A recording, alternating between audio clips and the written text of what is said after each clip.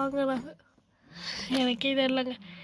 இப்போ என்ன இது மேலே நின்றுக்கிட்டு நான் கொடுத்துருக்கேங்க.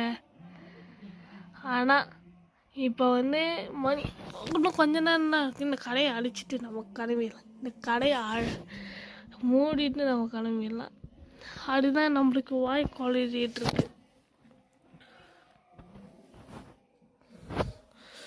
ஓகே.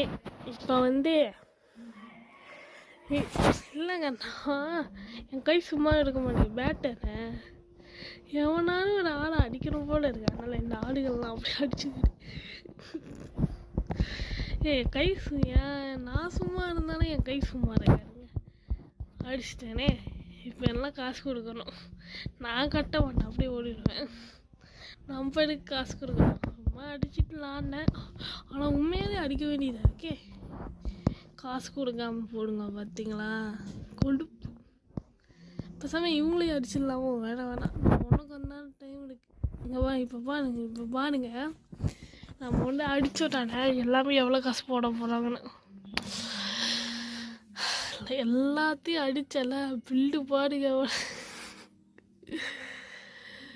சும்மாங்க அடிச்சிலாண்டேன். அது கொஞ்சம் விவிடமாக ஐயோ வாயில நுழைய மாட்டேங்குது வந்துருச்சு.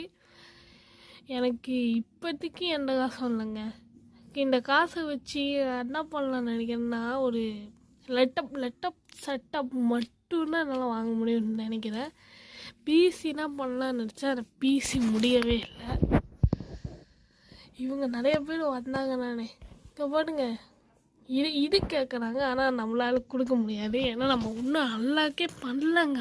சொல்ல போனால் நம்ம என்ன அன்லாக் பண்ணோம்? எல்லாத்தையும் அடிச்சுட்டேன்.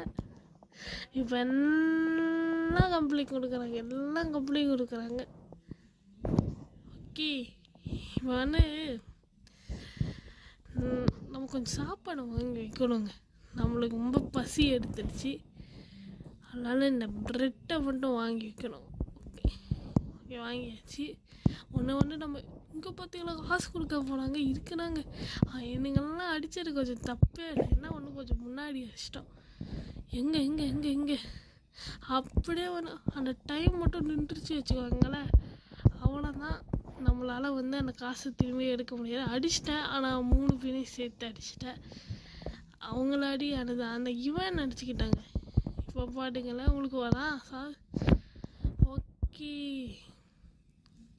ஆனால் கொஞ்ச நேரம் தான் இருக்குது. யாரும் உள்ளே இருக்கா? யாருமே இல்லையா? வெடிச்சோடி கிடக்குறீங்க.